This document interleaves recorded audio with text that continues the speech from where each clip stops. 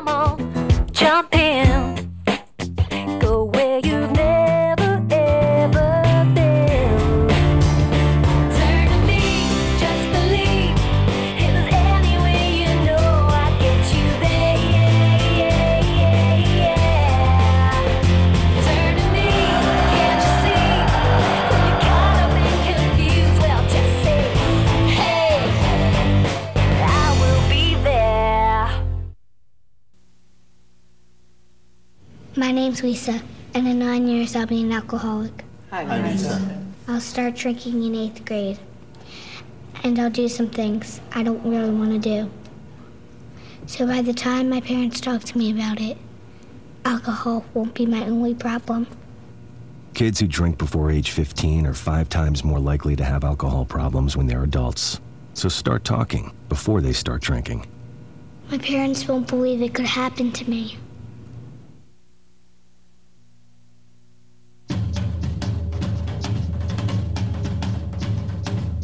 You taught him how to hit a baseball, how to hit a receiver, the strike zone, a 9-iron, the net. Even taught him how to hit the open man. But how much time have you spent teaching him what not to hit?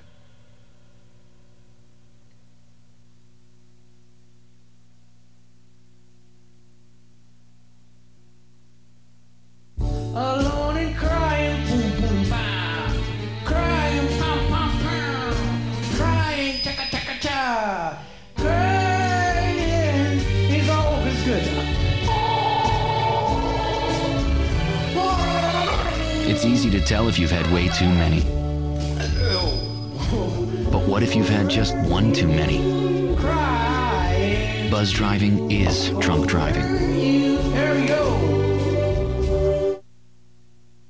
We're back on the Penn State Icers Hockey Report. In case you're just tuning in, where have you been? I'm Steve Penstone. This is my co-host Rodney Martin, and we're joined by head coach Scott Balboni and assistant coach Josh Hand.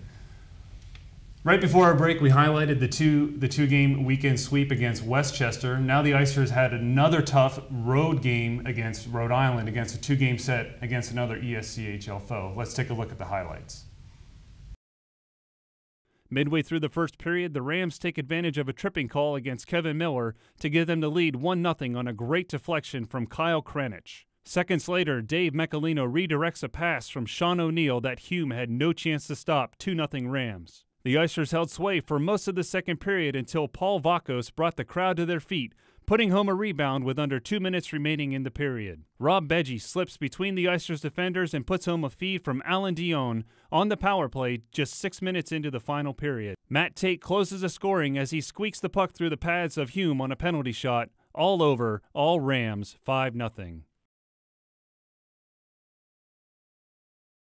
The next night, Madrazo was in net for the Icers and victim of a bad clearing attempt as it goes right onto the stick of the Rams forward, who beats him up high for a 1-0 lead. Later in the second period, the Rams extend their lead as Kyle Kranich hustles back and he finishes what he started, 2-0 Rams. Finally in the third, Icers captain Mark Polidor dents the twine for his team as he takes the feed from Kirk Collins and gives the Icers a spark midway through the third period. However, the Rams and goaltender Andrew Marks, who was sensational, turning away 3 Icers breakaways in the second period, would not be denied. Late in the game, the Rams add 2 empty net goals and hand the Icers a 4-1 loss.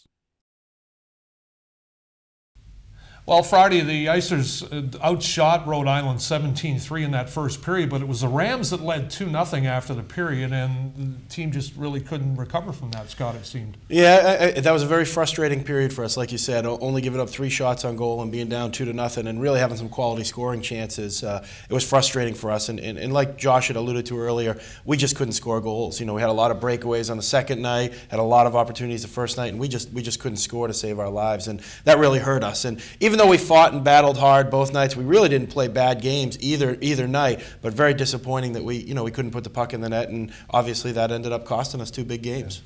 Absolutely, and you said about I agree. The team played much better. I think the whole weekend they played great in that especially in that first period, and then scoring to make it close 2-1 late in the third period against Rhode Island.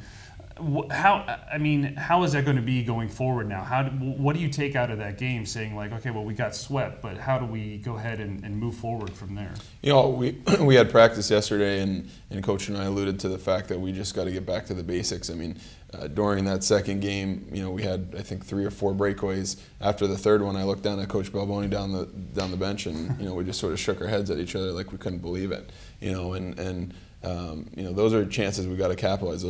That's the difference between winning a hockey game like that and losing it the way we did. And like you said, we played better. And you know, and even in that first game, we dominated. You know, that first period, but we just couldn't find the back of the net. And you know, we can't make excuses. We just have to go back to work, and you know, hopefully, you know, the hard work will give us some luck and give us some bounces as we go. Well, overall, Scott, in the 3 weekends with Liberty, Westchester, and Rhode Island, how would you grade the team? I think we're probably at a C right now. You know, I mean, we're not playing bad hockey. We're struggling to find our identity a little bit. It's a unique team and a unique nature of guys, and like I said, we're struggling to find how that fits together. We're not playing bad hockey at all, but we just haven't found that niche to make us an A+ team right now. And you know, unfortunately, our record shows that a little bit. But you know, overall, like I said, we're still playing well. We're still playing strong. The guys really, really want to come together tightly and come together closely, and they want to win. We're just struggling to find how to do that. Yeah, and I think I agree. I think that we're a C right now, but I think we have that potential to be that A or A+.